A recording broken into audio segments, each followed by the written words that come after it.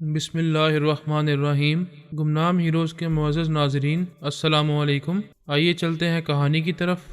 ٹیلی پیتھی کے سامنے بڑی بڑی جنگی تیاریاں خاک میں مل جائیں گی۔ جناب علی اسد اللہ تبریزی اور بابا صاحب کے ادارے کے تمام افراد نے ہمارے ساتھ بے مثال دوستی کا ثبوت دیا ہے اور ثبوت کے طور پر ہمیں ٹیلی پیتھی کا ہتھیار دے رہے ہیں۔ یہ سنتے ہی تمام حاضرین تالیاں بجانے لگے۔ وہاں کے عہدیدار نے کہا، میں اپنی تقریر کو مختصر کرتے ہوئے جناب عبداللہ واسطی سے درخواست کرتا ہوں کہ وہ یہاں آ کر ہماری دوستی کے معاہدے پر اپنے خیالات اور جذبات کا اظہار کریں۔ شکریہ۔ حاضرین تالیاں بجانے لگے۔ جناب عبداللہ واسطی نے سٹیج پر آ کر مائک کے سامنے حاضرین کو سلام کیا، پھر بسم اللہ پڑھنے کے بعد کلام پاک کی ایک آیت کی تلاوت کی۔ اس کے بعد فرمایا، ہمارے نبی حضرت محمد صلی اللہ علیہ وآلہ وسلم نے فرمایا تھا کہ علم حاصل کرنے کے لیے چین تک جانا ہو تو علوم کا خزانہ حاصل کرنے کے لیے ضرور جانا چاہیے۔ آج ہم آخری رسول حضرت محمد صلی اللہ علیہ وآلہ وسلم کی اسی ہدایت کے مطابق یہاں علوم حاصل کرنے کے لیے بھی آئے ہیں اور اپنی طرف سے بھی علوم کا تحفہ لائے ہیں۔ حاضرین تالیاں بجانے لگے۔ جناب عبداللہ واسطی نے کہا، ٹیلی پیتھی کا علم خدا کی رضا سے حاصل ہوتا ہے یا شیطان کے شر سے حاصل کیا جاتا ہے؟ دنیا کے ہر ملک میں زندگی کے ہر شعبے میں خیر اور شر کی جنگ جاری رہتی ہے۔ ٹیلی پیتھی کی دنیا میں بھی ایک عرصے سے یہ جنگ جاری ہے اور ہماری طویل جدوجہد یہ ثابت کر رہی ہے کہ ہم ہمیشہ شر پر غالب آتے رہے ہیں۔ ایک طویل صبر آزما عبادت اور ریاضت کے بعد ٹیلی پیتھی کا علم حاصل ہوتا ہے۔ عبادت اور ریاضت کے دشوار گزار مراحل سے بہت کم لوگ گزرنے کا حوصلہ رکھتے ہیں، اس لیے ٹیلی پیتھی کا علم جاننے والوں کی تعداد بہت کم ہے۔ لیکن جب سے ٹرانسفارمر مشین تیار کی گئی ہے تب سے ٹیلی پیتھی جاننے والوں کی فوج پیدا ہوتی جا رہی ہے۔ اتنی بڑی دنیا میں یہ ٹرانسفارمر مشین صرف دو جگہ ہے، ایک امریکہ میں اور دوسری ہمارے بابا صاحب کے ادارے میں۔ اس بات پر سب خوش ہو کر تالیاں بجانے لگے۔ انہوں نے کہا، امریکہ میں کئی بار یہ مشین تیار کی گئی اور کئی بار ہم نے اسے تباہ کر دیا۔ اس بات پر پھر تالیوں کی آواز گونجنے لگی۔ انہوں نے کہا، جمہوریہ چین سے ہمارا دوستی کا معاہدہ ہوا ہے۔ اس معاہدے کے مطابق ہم نے وعدہ کیا ہے کہ آپ کی فوج کے کئی افسران اور غیر معمولی ذہانت رکھنے والے جوانوں کو ہم ٹیلی پیتھی کا علم سکھائیں گے۔ یہ سنتے ہی سب اٹھ کر تالیاں بجانے لگے، پھر وہ مزید خوشائند باتیں سننے کے لیے بیٹھ گئے۔ جناب عبداللہ واسطی نے کہا، جیسا کہ ابھی میں نے عرض کیا تھا، ہماری دنیا میں خیر و شر کی جنگ جاری رہتی ہے۔ ہم نے خیر کے لیے دوستی کا معاہدہ کیا لیکن شر آڑے آنے لگا۔ حکومت فرانس نے چینی باشندوں کا داخلہ اپنے ملک میں ممنوع قرار دیا تاکہ یہاں سے آپ کے ذہین افراد ہمارے ادارے میں جا کر ٹرانسفارمر مشین کے ذریعے ٹیلی پیتھی کا علم حاصل نہ کر سکیں۔ اس بات پر حاضرین شیم شیم کہنے لگے۔ انہوں نے کہا، آپ خاموش ہو جائیں، آپ کے شیم شیم کہنے سے بے حس لوگوں کو کبھی شرم نہیں آئے گی۔ شیطان ایک راستہ بند کرتا ہے، اللہ تعالیٰ کی دی ہوئی ذہانت ہزار راستے بنانے کی تدابیر سمجھاتی ہے۔ ہم نے ایک نیا راستہ نکالا ہے، آپ سے دوستی کی ایسی مثال قائم کر رہے ہیں جس کے بارے میں ابھی نہ آپ سوچ سکتے ہیں، نہ سپر پاور نہ دوسرے بڑے ممالک کبھی اس بات کی توقع کر سکتے ہیں۔ اور وہ راستہ یہ ہے کہ جس ٹرانسفارمر مشین تک جانے کے لیے آپ کے ذہین افراد کو روکا گیا ہے، ہم اس ٹرانسفارمر مشین کو یہاں آپ کے ملک میں لا رہے ہیں۔ یہ بات سنتے ہی تمام ہال کے افراد اچھل کر کھڑے ہو گئے، زور زور سے تالیاں بجانے لگے، بیک آواز ہو کر long live the institute of Baba Wasti اور لانگ لیو جناب اسد اللہ تبریزی کے نعرے لگانے لگے۔ پھر ایک اعلیٰ عہدیدار نے سٹیج پر آ کر دونوں ہاتھ اٹھا کر خاموش رہنے کے لیے کہا۔ تھوڑی دیر بعد سب ہی اپنی جگہ بیٹھ گئے، وہاں خاموشی چھا گئی۔ وہ سب جناب عبداللہ واسطی کی طرف دیکھنے لگے۔ انہوں نے کہا، ٹرانسفارمر مشین سائز میں بہت بڑی ہوتی ہے، اسے رازداری سے یہاں نہیں لایا جا سکتا، لیکن ہمارا ایک ماہر یہاں آ رہا ہے، وہ آپ کے ماہرین کے تعاون سے ٹرانسفارمر مشین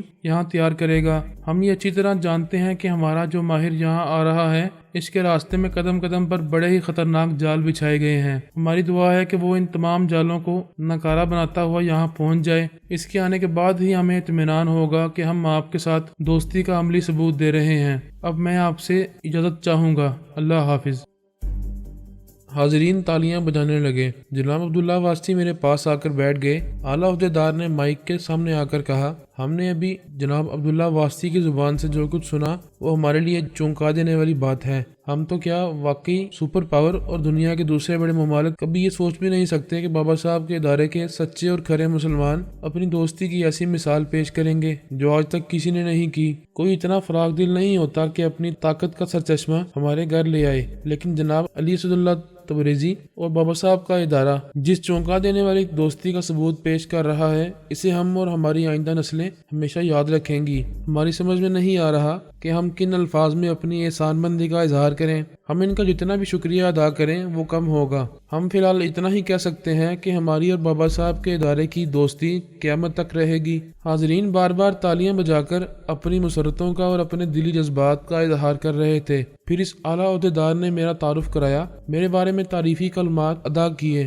پھر کہا حاضرین آپ نے ٹیلی پیتھی کے بارے میں بہت کچھ پڑھا ہوگا، بہت کچھ سنا ہوگا، لیکن آپ یہ نہیں جانتے کہ ٹیلی پیتھی کا عمل اور رد عمل کیا ہوتا ہے۔ میں فرحاد صاحب سے گزارش کروں گا کہ وہ اس سلسلے میں آپ کو کچھ بتائیں۔ پلیز مسٹر فرحاد علی تیمور، آپ سٹیج پر تشریف لائیں۔ میں تالیوں کی گونج میں سٹیج پر آیا، پھر مائک کے سامنے کہنے لگا، معزز حاضرین، میں نے دیکھا ہے کہ میرے یہاں آنے سے پہلے میرے کارناموں کے سلسلے میں کتابچے شائع ہو چکے ہیں اور انہیں عوام میں تقسیم کیا گیا ہے۔ ان کتابچوں کو پڑھنے کے بعد میری زندگی کی طویل جدوجہد اور تمام داستان قصہ کہانی والی بات لگی ہوگی۔ جب تک کسی عجیب و غریب اور غیر معمولی بات کا عملی مظاہرہ نہ ہو، اس وقت تک وہ بات ایک افسانہ ہی لگتی ہے۔ اگر آپ ٹیلی پیتھی کا عملی مظاہرہ دیکھنا چاہتے ہیں تو آپ میں سے کوئی اپنی جگہ سے اٹھ کر مجھے مخاطب کرے، مجھ سے کوئی سوال کرے۔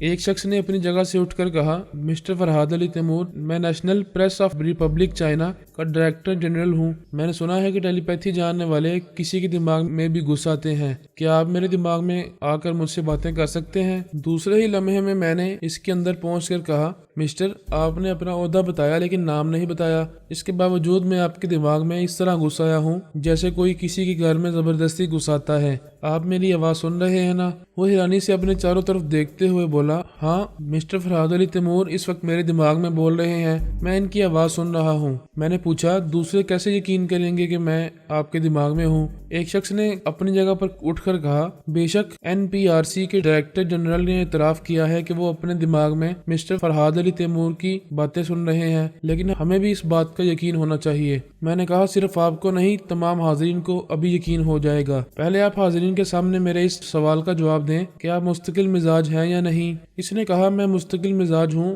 جو فیصلہ کر لیتا ہوں ہمیشہ اس پر قائم رہتا ہوں۔ میں نے کہا، ابھی آپ سب کے سامنے یہ فیصلہ سنائیں، میں جو کچھ بھی کہوں گا آپ اس پر عمل نہیں کریں گے، کسی حال میں بھی میرے کسی حکم کی تعمیل نہیں کریں گے۔ اس شخص نے بڑے اعتماد سے کہا، میں تمام حاضرین کے سامنے یہ فیصلہ سناتا ہوں کہ میں مسٹر فرحاد علی تیمور کے کسی حکم کی تعمیل نہیں کروں گا۔ میں تھوڑی دیر تک سر جھکائے خاموش کھڑا رہا، اس کے چور خیالات بڑھتا رہا، پھر کہا، مسٹر، ہماری دنیا میں سبھی کسی نہ کسی کے دوست اور کسی نہ کسی کے دشمن ہوتے ہیں۔ آپ بھی کسی کو اپنا دشمن سمجھتے ہیں اور جسے دشمن سمجھتے ہیں وہ اسی حال میں موجود ہے۔ کیا میں غلط کہہ رہا ہوں؟ وہ پریشان ہو گیا۔ وہ کسی کے سامنے یہ ظاہر نہیں کرنا چاہتا تھا کہ وہ ایک شخص کو اپنا دشمن سمجھ رہا ہے، جبکہ وہ دشمن ہے، اس کی دشمنی کا کوئی ثبوت اس کے پاس نہیں ہے۔ اس شخص نے کہا، آپ درست کہتے ہیں، ہماری دنیا میں کوئی کسی کا دوست ہے اور کوئی کسی کا دشمن۔ اگر میرا بھی کوئی دشمن ہے تو میں اس کی نشاندہی نہیں کروں گا، اس کی طرف دیکھنا بھی گوارا نہیں کروں گا۔ میں نے کہا، معزز حاضرین، آپ نے ان کا فیصلہ سن لیا ہے، اب میں جو حکم دوں گا یہ اپنے فیصلے کے مطابق اس پر عمل نہیں کریں گے، لیکن میں آپ سب کے سامنے حکم دے رہا ہوں کہ یہ اپنی جگہ سے آگے بڑھیں اور اپنے دشمن کے پاس جا کر اس سے مصافحہ کریں۔ اس نے کہا، نہیں، میں ہرگز نہیں کروں گا۔ دوسرے ہی لمحے میں اس کے دماغ پر غالب آ گیا۔ وہ اسی وقت میری مرضی کے مطابق اپنی جگہ سے آگے بڑھتا ہوا وہاں سے چلتا ہوا ہال کے ایک حصے میں پہنچا، پھر وہاں بیٹھے ہوئے ایک شخص سے بولا، مسٹر چاؤشنگ، میں سمجھتا ہوں کہ آپ درپردہ مجھ سے دشمنی کرتے ہیں، لیکن آپ کے خلاف میرے پاس کوئی ثبوت نہیں ہے۔ میں آپ کی طرف دیکھنا بھی گوارا نہیں کرتا تھا، لیکن مسٹر فرحاد علی تیمور کا حکم ہے کہ میں آپ سے مصافحہ کروں۔ کیا آپ کھڑے ہو کر مجھ سے مصافحہ کریں گے؟ چاؤشنگ نامی شخص نے سر گھما کر میری طرف دیکھا، پھر اٹھ کر کھڑا ہو گیا، ہاتھ بڑھا کر اسے مصافحہ کرنے لگا۔ ہال میں بیٹھے ہوئے تمام لوگ تالیاں بجانے لگے۔ میں نے کہا، میں مسٹر چاؤشنگ سے درخواست کرتا ہوں کہ وہ جس سے مصافحہ کر رہے ہیں اس سے کچھ گفتگو کریں۔ چاؤشنگ نے کہا، تم مجھے دشمن سمجھتے ہو لیکن میں نے کبھی دشمنی نہیں کی، اور اس کا ثبوت یہ ہے کہ میں تمہارے کہتے ہی میں اپنی جگہ سے اٹھ کر کھڑا ہو گیا اور تم سے مصافحہ کر رہا ہوں۔ اس کی آواز سنتے ہی میں اس کے چور خیالات پڑھنے لگا۔ پھر میں نے کہا، میں آپ دونوں کو سٹیج پر آنے کی زحمت دے رہا ہوں، پلیز یہاں تشریف لے آئیں۔ وہ دونوں وہاں سے چلتے ہوئے سٹیج کی طرف آنے لگے۔ جو شخص چاؤشنگ کو اپنا دشمن سمجھتا تھا اس کا نام لوچی تھا۔ وہ دونوں سٹیج پر آ کر کھڑے ہو گئے۔ میں نے کہا، معزز حاضرین، یہ مسٹر لوچی مسٹر چاؤشنگ کو اپنا دشمن سمجھتے ہیں۔ ان دونوں کا تعلق ملٹری سیکرٹ سروس سے ہے۔ انہوں نے مجھے اپنے بارے میں کچھ نہیں بتایا ہے، لیکن میں جو کہہ رہا ہوں وہ درست ہے۔ اگر یہ دونوں دوسروں سے یہ حقیقت چھپاتے ہیں کہ ان کا تعلق ملٹری سیکرٹ سروس سے ہے تو مجھے یہ بات آپ سب کے سامنے نہیں کہنا چاہیے، لیکن بات کچھ ऐसी है कि मैं कहने पर मजबूर हो गया हूँ और इनके जरिए एक हकीकत सामने लाना जरूरी समझता हूँ। लिहाजा मैं मिस्टर लुची से दरख्वास्त करता हूँ कि वो सबके सामने हकीकत बयान करें कि वो मिस्टर चाओशिंग को क्यों अपना दुश्मन समझते हैं। लुची ने कहा, मैं पूरे 12 वर्ष से मिलिट्री सीक्रेट सर्विस में मुलाजमत कर रहा हूँ और वहाँ एक जिम्मेदार और वफादार सुलागसा समझा जाता हूँ। मैंने कहा, पूरे 12 साल नहीं बल्कि 12 वर्ष 4 माह से मुलाजमत कर रहे हो। चाओशिंग ने कहा, मैं इस इदारे में रिकॉर्ड कीपर हूँ। मिस्टर फरहाद अली तैमूर दुरुस्त कह रहे हैं। मिस्टर लुची 12 वर्ष 4 माह से मुलाजमत कर रहे हैं। इस बात पर लोग तालियां बजाने लगे। लुची ने कहा, मैं तस्लीम करता हूँ, टेलीपैथी बहुत ही हैरत अंगेज इल्म है। मिस्टर फरहाद हजारों मील दूर से आए हैं, मुझे नहीं जानते, लेकिन पहली मुलाकात में ही उन्होंने मुझसे कुछ पूछे बगैर मेरा नाम मालूम कर लिया। मैं समझ रहा था मेरी सर्विस को 12 साल हो गए हैं, मगर मिस्टर फरहाद ने सही अरसा बताया कि 12 साल 4 माह हो चुके हैं। मुझसे कहा जा रहा है कि मैं मिस्टर चाओशिंग की दुश्मनी के बारे में बताऊं, लेकिन मैं बताऊंगा तो मेरे पास इस दुश्मनी का कोई सबूत नहीं होगा। फिर भी मिस्टर फरहाद अली तैमूर के हुक्म के मुताबिक कह रहा हूँ। इसने कहने से पहले सर घुमाकर मेरी तरफ देखा, फिर हाजरीन से मुखातिब होकर बोला, मिस्टर चाओशिंग रिकॉर्ड कीपर हैं। इस रिकॉर्ड रूम में इनके अलावा इनके 2 मातहत जाते आते हैं। इस कमरे में इन तीनों के अलावा किसी को जाने की इजाजत नहीं है। इसके बावजूद मिस्टर चाओशिंग मुझ पर मेहरबान हो गए थे, मुझे इस कमरे में बुलाया करते थे। तब मुझे इनकी दोस्ती और मेहरबानी का पता चला। एक दिन उन्होंने मुझसे ऐसा काम लेना चाहा जिसे कोई मुल्क दुश्मन ही कर सकता है। चाओशिंग ने इसे गुस्से से देखते हुए पूछा कि तुम क्या बकवास कर रहे हो, झूठ क्यों बोल रहे हो। मैंने लुची के दिमाग पर कब्जा जमा लिया। वो कहने लगा, हाँ मैं झूठ बोल रहा था, लेकिन टेलीपैथी के सामने झूठ नहीं बोल सकूंगा। सच ये है कि मैं एक टॉप सीक्रेट फाइल चुराना चाहता था। इतनी बड़ी फाइल वहां से ले जा नहीं सकता था। मेरी प्लानिंग ये थी कि मैं इसकी माइक्रो फिल्म बनाकर ले जाऊं। इसके लिए मैंने चाओशिंग से दोस्ती करनी चाहिए। ये ऐसे तो सबका दोस्त है, लेकिन किसी दोस्त को तो क्या अपने सगे भाई और अपने बाप को भी रिकॉर्ड रूम में आने की इजाजत नहीं देता है। मैंने कई बार दोस्त की हैसियत से रिकॉर्ड रूम में जाकर इससे गुफ्तगू करनी चाहिए तो इसने यही जवाब दिया, बाहर इंतजार करो, मैं आकर बात करता हूँ। तब मैंने समझ लिया कि इसके जरिए काम नहीं बनेगा। मैंने पूछा, मिस्टर लुची तुम टॉप सीक्रेट फाइल क्यों चुराना चाहते थे। इसने जवाब दिया, मेरा ताल्लुक मुल्क दुश्मन अनासर से है। मैं अपने मुल्क के अहम राज चुराकर एक मुल्क दुश्मन सीक्रेट एजेंट को देना चाहता था। इसकी बातें सुनकर सब दंग रह गए। 4 मुसल्लह जवान एक अफसर के साथ फौजी अंदाज में चलते हुए स्टेज पर आए। फिर वो लुची के इतराफ खड़े हो गए। वो कह रहा था, मिस्टर फरहाद अली तैमूर मेरे दिमाग में कह रहे हैं कि मुझे इससे ज्यादा कुछ नहीं कहना चाहिए, क्योंकि ये हमारे मुल्क का अहम राज है। आगे जो भी राज की बातें हैं, मैं वो तमाम बातें मिलिट्री सीक्रेट सर्विस के आला अफसरान के सामने बयान करूंगा। फिलहाल मेरी सजा यही है कि मुझे हिरासत में लिया जाए और मेरे इकबाल जुर्म के मुताबिक करार वाकई सजा मुझे दी जाए। मैंने लुची की जुबान से कहा, मैं इन कानून के मुहावजों की हिरासत में जाने से पहले तमाम मुल्क दुश्मन अनासर से कहता हूँ कि इस मुल्क में टेलीपैथी का हथियार आ गया है। इनकी खैरियत इसी में है कि वो खुद को कानून के हवाले कर दें या जितनी जल्दी हो सके इस मुल्क से बाहर चले जाएं। अब कोई दुश्मन इस मुल्क के खिलाफ अपनी साजिशों में कामयाब नहीं हो सकेगा। मिस्टर फरहाद अली तैमूर एक एक को चुन चुन कर कानून के हवाले करेंगे। आर्मी का अफसर अपने मुसल्लह जवानों के साथ लुची को हिरासत में लेकर वहां से जाने लगा। मैंने कहा, मोअज़्ज़िज़ हाज़रीन, अभी जो कुछ हो रहा है इससे आप अंदाज़ा लगा सकते हैं कि हमारे यहाँ आने से अमेरिका और दूसरे बड़े ममालिक क्यों परेशान हो गए हैं। मैंने एक ज़रा खामोश रहकर तमाम हाज़रीन को देखा, फिर कहा, लेकिन परेशानियां सिर्फ ये नहीं है कि हम टेलीपैथी जानने वाले इस मुल्क की सरहदों के दूसरी तरफ अमेरिकी फौजी अड्डा बनाने नहीं देंगे, बल्कि परेशानी ये भी है कि इस मुल्क के अंदर इनकी मुल्क दुश्मन सरगर्मियों को कुचल कर रख देंगे। मुल्क दुश्मन अनासर हजार बहरूप में रहकर भी हम टेलीपैथी जानने वालों से छुप नहीं सकेंगे। मेरी इस बात पर तमाम हाजरीन जोर जोर से तालियां बजाने लगे। मैंने कहा, मेरे बारे में यहाँ जो किताबचा शाया हुआ है इसमें मेरे ऐसे ही कारनामों का जिक्र है। मैं जहाँ पहुँचता हूँ वहाँ चंद घंटों में या चंद मिनटों में दुश्मनों को बेनकाब कर देता हूँ, और कोई शैज़ और नाकाबिले शिकस्त दुश्मन हो तो इसे इस कदर शिकस्ता कर देता हूँ कि वो मर जाता है या वो जगह छोड़कर भाग जाता है। फिर तालियों की आवाज़ गूंजने लगी। मैंने कहा, मैं इस मुल्क के प्रेस से और तमाम इंफॉर्मेशन मीडिया से कहूँगा कि वो आवाम से गुजारिश करें कि वो खुली हुई आंखें और जागता हुआ जहन रखें, अपने इतराफ दुश्मनों को पहचानने की कोशिश करें, क्योंकि अब वो ज़्यादा से ज़्यादा छुप कर मुझ पर हमले करने और मुझको ख़त्म करने की कोशिश करेंगे। मुझे अपने खालिक हकीकी अपने अल्लाह ताला पर भरपूर एतमाद है। जब तक इसने मेरी ज़िंदगी लिखी है तब तक मुझे कोई नहीं मार सकेगा। इसके बावजूद मैं आपका और आप मुल्क के अवाम का ताउन चाहता रहूँगा। इससे ज़्यादा कुछ नहीं कहना चाहता। शुक्रिया।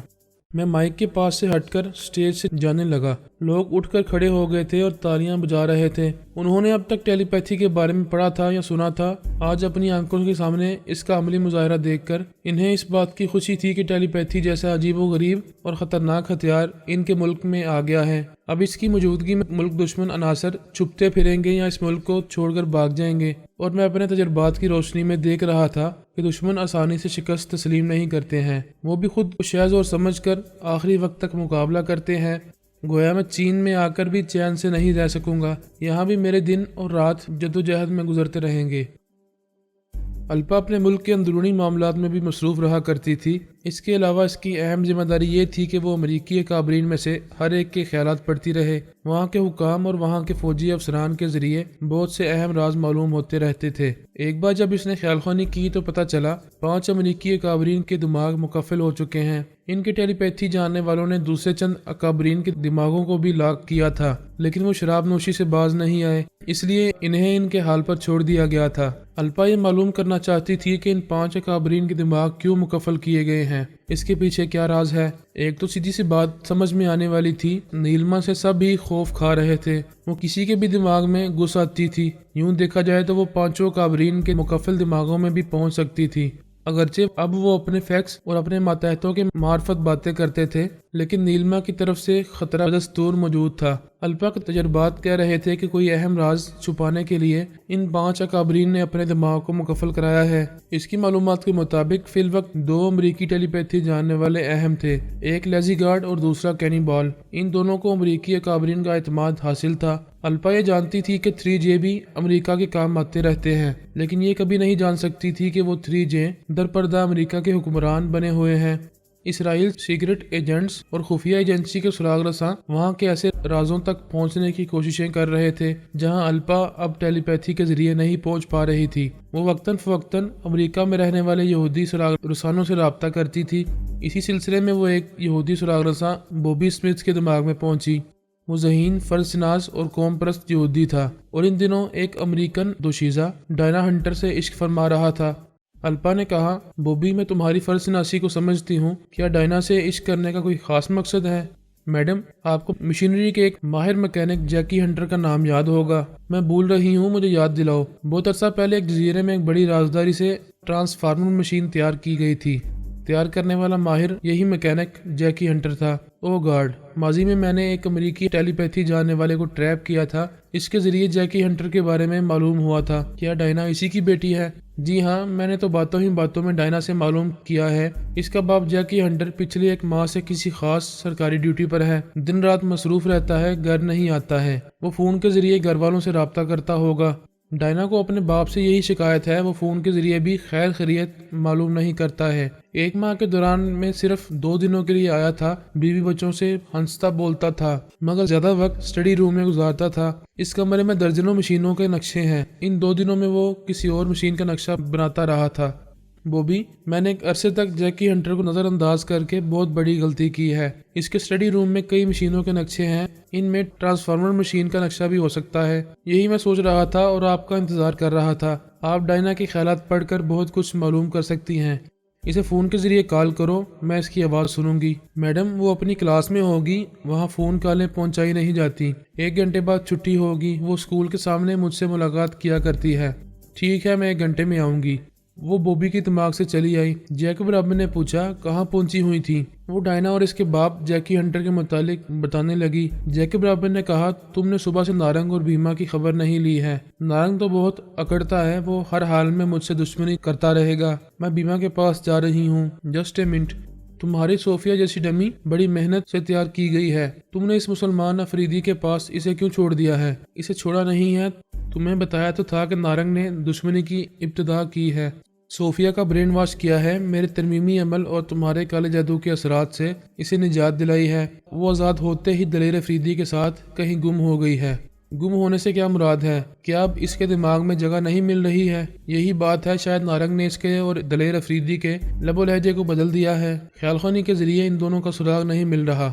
تم صوفیہ کو حاصل نہیں کرو گی تو مجھے افسوس ہوگا۔ وہ بہت ذہین اور معاملہ فہم ہے، تمہاری پرفیکٹ ڈمی ہے۔